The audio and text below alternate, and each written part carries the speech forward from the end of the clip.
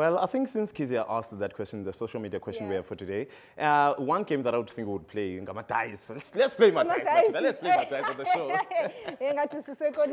You know what? It's okay. We'll let you guys decide which game you guys would like us to see play Lana Go EKSE. But of course, right now, you guys, it's on Fridays. We bring you guys phenomenal people who are making groundbreaking, discoveries and of course, designs within the industries. But today is no different. We are joined by a fashion designer, stylist, and mother rather. She is a hard-working and passionate individual who derives from the most southern parts of 021. And not only has she faced challenges, but she was able to be like, yeah, Zini, no challenge is going to stop me. Yes. I'm going to triumph and I'm going to reign supreme. And of course, she's guided by personal values, integrity, and also accountability, and very much more.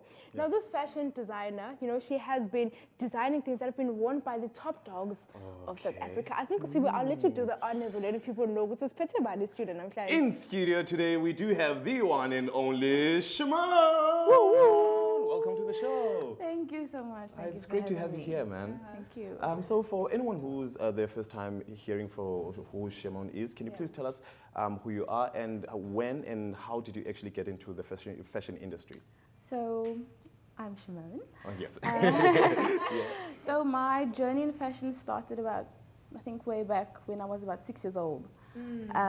My grandmother, one day, she was busy sewing, and I asked her, do you mind teaching me? And she was like, no, I can't. This machine is too fast. How can I do that?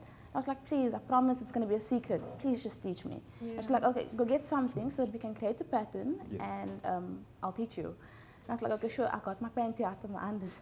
I did my drawer, and then, this is me, 6 years old, got my panty, cut the pattern, and she taught me how to have posture at the machine, how to lay my hands, how to just add all the practicals to when you sew. And besides that, I've always been surrounded by a string of women that has been in the clothing industry, including my mother and both my grandmothers. So it's always I think it was always meant for me to get into the fashion industry.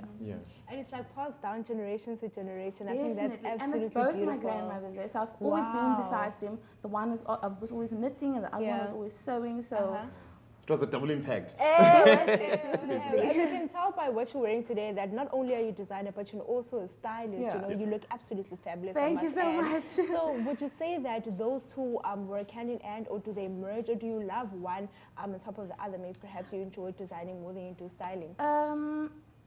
I'd say that they are merged. I'm passionate about both design and style.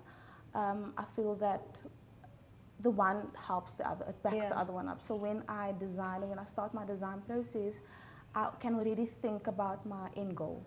And when I style, I'm really inspired to create a variation of that design or a new design as a whole. Okay, so in terms of you being in the industry and you starting from the age that you started from, I believe you've designed for like top high people. So tell us about how did this whole thing come about with you being able to collaborate with high names, and what did it mean for you, for someone who comes all the way from Cape Town? Okay, so it really meant a lot, especially working with Jamie Lee Domber. It has, I'm in awe. I still am in awe. I can tell. Grateful. I'm grateful for the opportunity that she's given me. It has only inspired me to delve deeper into the industry. Jamie's humility has inspired me to do more, and it has only broadened my knowledge.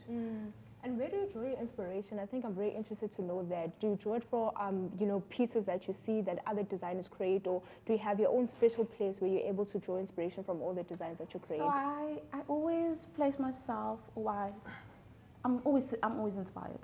I'm always inspired by my surroundings. I sometimes place myself in this position as a sponge, where I get to absorb. I absorb so much, so that's where I get my inspiration from. I don't really look at fast fashion for inspiration. I'm always inspired by slow fashion, slow design, as it is a contribution to the slow fashion system and economy. So, and I am a lover of artisanal and craftsmanship. I love artisanal work, like beading, knitting, embroidery. It's my all-time fave. So that's where my inspiration comes from. I love how Beautiful. you just roll into this. You're like, I'm used to this. So can you tell us what do you have planned for this year, and where can people find you if they want to see your work? They can definitely find me on social media Yes. at Page Shermone. And what I'm planning for this year is, I'm not sure if I should share it. we like exclusives. Yeah. But there are a few pieces coming up Yeah. later this year. Okay. I think people can stay tuned for that. Oh man.